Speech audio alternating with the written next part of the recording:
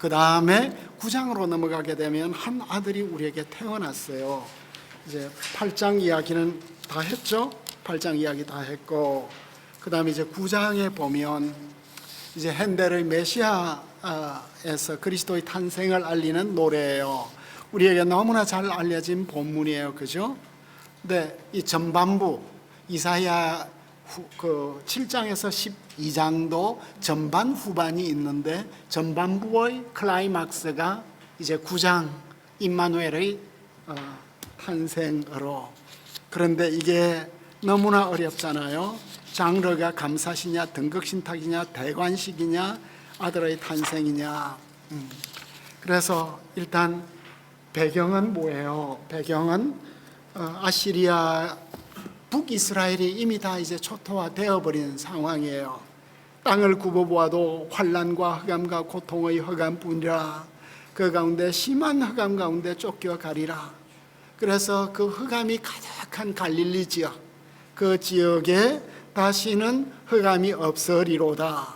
그러니까 주전 734년에서 732년에 이미 아시리아의 속주로 다 이제 넘어가 버린 북쪽이 에브라임 산지만 남은, 그래서 그 서불론 지역 갈릴리 호수에서부터 지중해까지 여기 벨트가 이스라엘 북이스라엘의 곡창지대잖아요. 이스라엘 평원에, 그죠? 이스라엘 평원에서 하롯 평원까지 여기에서 곡식이 다 나오거든요.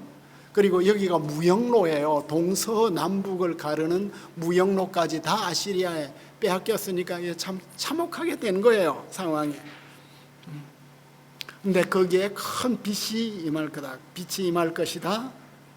이미 이방의 갈릴리가 된 거예요, 그 지역이. 그러니까 아시리아는 중국만큼이 잔혹한 나라예요. 그 페르시아 시대에 와서 비로소 이제 문명 국가가 어느 정도 된 거예요. 뭐 전쟁에서 이기고 나면 백성들을 다 교환해 버려. 그러니까 북이스라엘에 살던 사람들 다 메소포타미아로 데려가 버리고, 메소포타미아 지역에 있던 다른 인종들 다 보내 가지고 이렇게 살게 하는, 잔혹하죠. 그 당시에는 그 땅의 종교가 나의 종교인데 뭐 종교적 아이덴티티까지 다 바꿔야 되는 이런 곳에 주님께서 큰 빛을 주실 것이다. 이제 구약의 맥락에서 그 어떻게 빛이 임하게 되었습니까? 6절에 한 아기가 우리에게 태어났고 한 아들을 우리에게 주신 바 되었는데 그 어깨에는 정사를 메었고 그 이름은 기묘라 모사라 전능하신 하나님이라 양존하신 아버지라 평강을.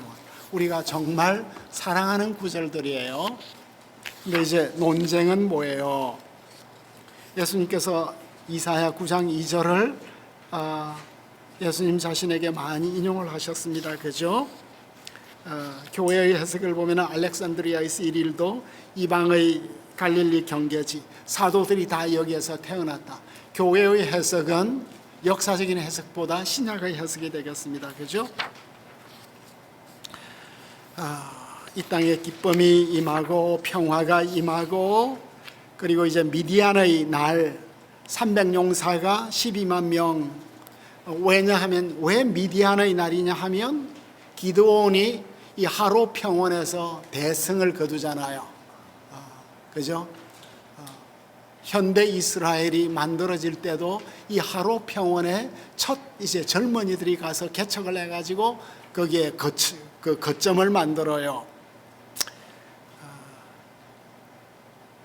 이런 이제 역사적인 배경, 그 배경에 대해서 이제 로버츠가 티글랏벨레셀이 731년, 샬만 에셀은 727년, 그 다음에 무로덕 발라단과 사르곤 2세가 720년, 아스도시 716년, 이 730년에서 710년도에 있었던 아시리아 제국의 팔레스타인에 대한 영향력이 제시가 되는 이런 정황 속에서, 아시리아 세상이 온 정황 속에서 한 아기가 태어나리라.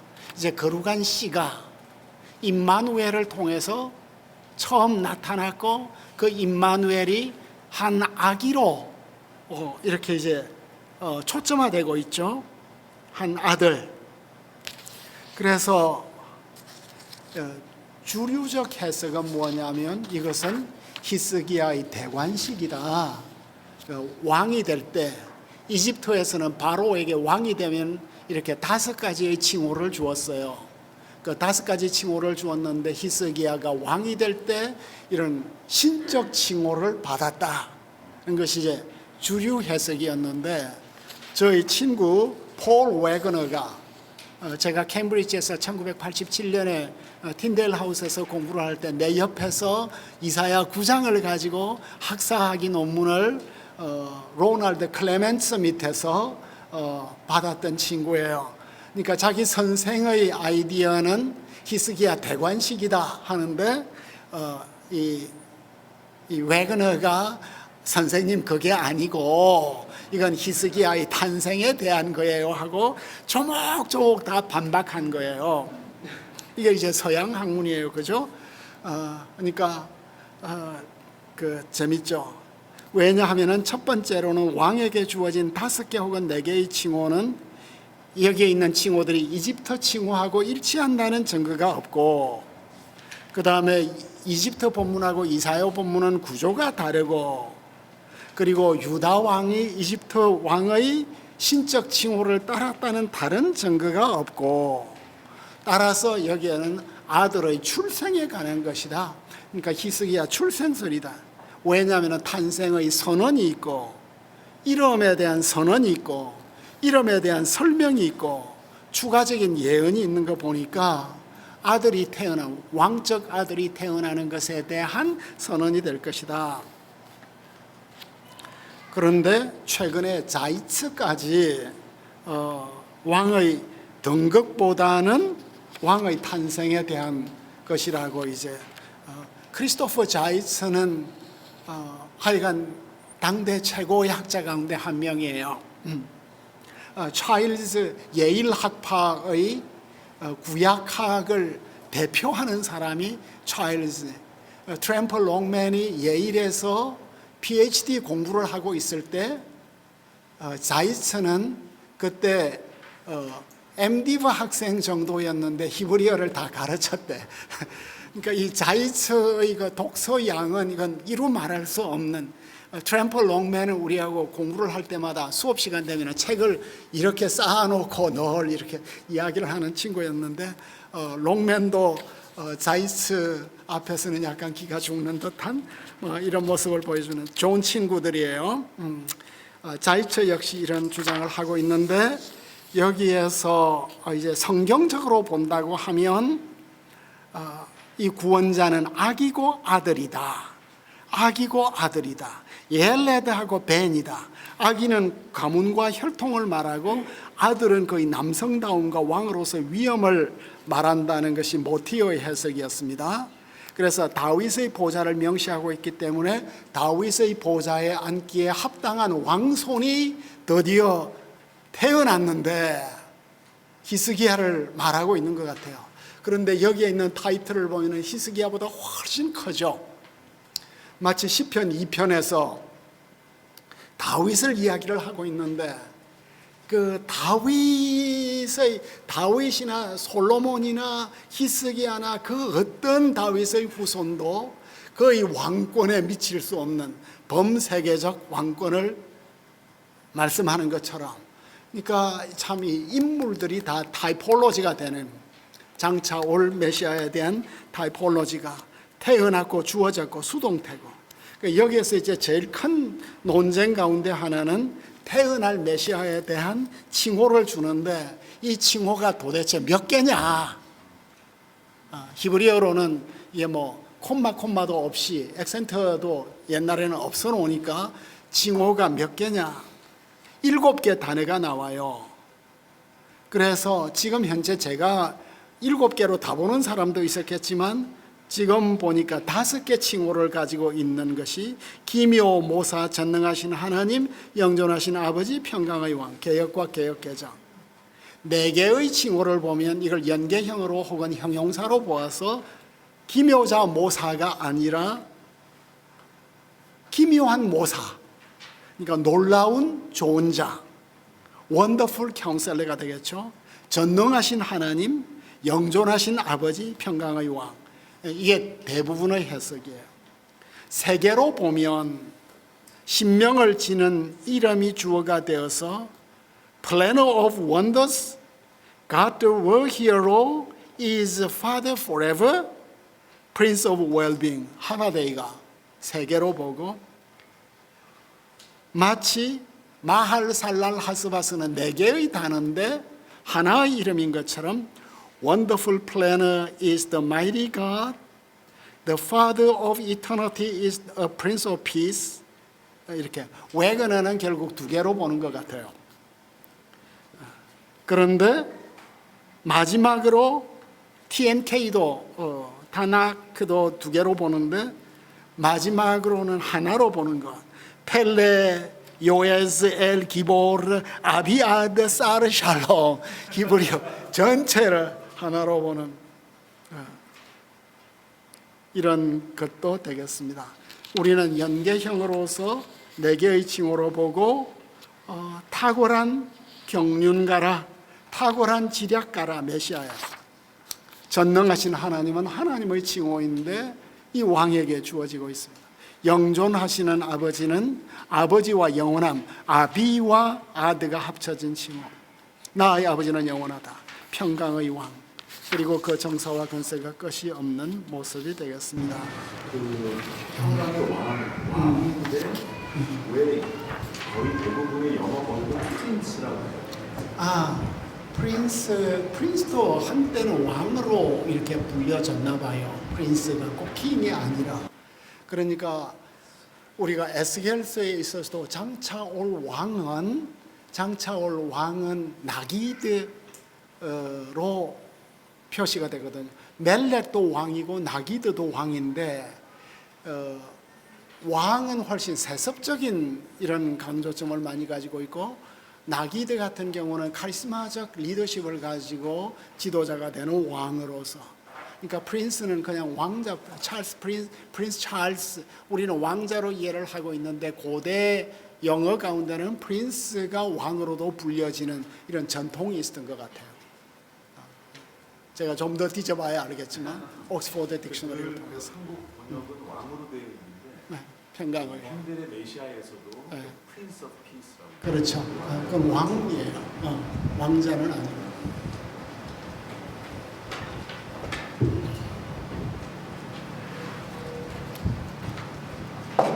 (2분이) 남았습니다. 여러분들 하실 말씀 있으시면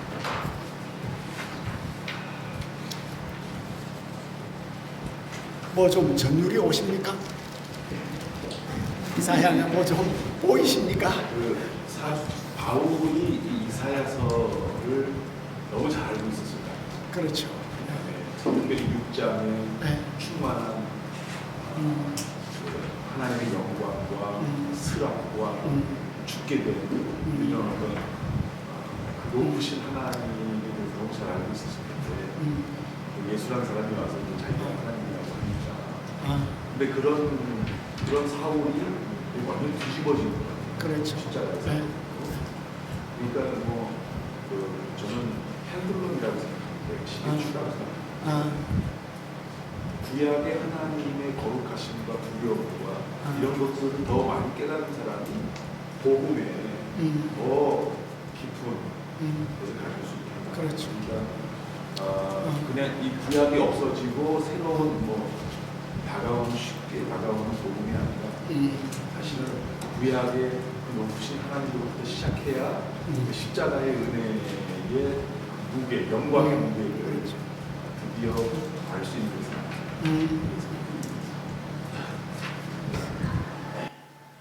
박노철 목사님은 외국에서 공부를 해가지고 이렇게 말도 많고 질문도 많고, 한국에서 공부한 우리는 그냥 아멘하고 받아쓰기 바쁘고, 그러니까 자유롭게 질문하고 토의하고. 네. 만약에 하나교회나 아까 우리 네. 나와 있잖아요. 이 아기가 그 당시 그 이스라엘 백성들에게 그 어떤 그런 그 의미로서 다가왔을까 하는 궁금증이 보여집니다. 보통 가정을 아이 낳을 거 아닌 것을 그렇죠? 아하. 그럴 때 어떤 그 받는 사람의 입장에 봤을 때 나라가 다 멸망하고 났을 때 이 말은 참 희망이 넘치겠지만 그 아하스라든지 그 당시에 그 큰 어떤 영향을 미치지 못했을 것 같다는 생각이 들어요. 그러니까 이 아들은 다들 이제는 히스기야로 보는 것 같아요. 그러니까 왕손이 태어나는 것은 경사죠. 그런데 그 솔로몬이 태어났을 때 나단이 여디디야라는 이름을 주고, 그러니까 선지자와 또 왕실은 가까이 있었으니까 그 참 히스기야가 태어날 때 그 국운이 정말 쇠락하는 가운데 모세가 태어날 때 그 아이의 아름다움을 보고 그 부모가 사흘을 세 달을 숨겼더라. 그러니까 우리가 성경에는 없는 이야기지만 히스기야가 태어났을 때 참 좋은 꿈도 많이 꾸었을 수 있고 경사스러운 일도 많이 있었을 수 있고 참 다윗의 그 믿음의 가문을 다윗 왕가를 정말 회복하는 거룩한 씨가 우리에게 태어나는 이런 기도와 기원과 그런 분위기 속에서 태어났다면 이해를 할 수가 있을 것 같아요. 마치 이제 우리가 세례식을 그냥 형식적으로 하지 않고 참 이런 나라를 구원하고 교회를 구원할 새로운 아이들이 태어나는 그런 어떤 기쁨. 교부들은 아마 이런 맥락 속에서 이 본문을 많이 이용을 했을 것 같아요. 그러니까 이게 옛날 옛시대에 끝난 이야기가 아니라 오늘날 이사야는 결국 거룩한 씨가 이사야 53장하고 딱 축을 이루거든요. 이 거룩한 씨가 이사야 53장 10절에서는 그가 그 씨를 볼 것이라요. 그러니까 종이 씨를 본다고 결국은 그 종의 제자들이고 후손들이 되거든요. 그리고 이제 우리가 참 그 씨앗들이고 아브라함의 씨앗들이고 그런 면에서 이 본문이 여전히 의미가 있지 않냐 이런 생각이 들어요. 점심 먹으러 가야 될 것 같습니다. 많은데 한마디. 네. 이 인간 아기가 네. 하나님 선대에서 하는 걸 했을 때 이스라엘 당시에 그냥 유대인의 복음 속에서 이것이 신성모독 신성모독으로 이해돼서 받아들일 수 있는 위험한 그렇죠. 엘 기보르가 그러니까 이제 그 다윗 왕가의 로열 메시애니즘은 다윗 왕가의 로열 메시애니즘은 상당히 그 신화적 색채를 가지고 있어요. 이런 말을 표현을 하자면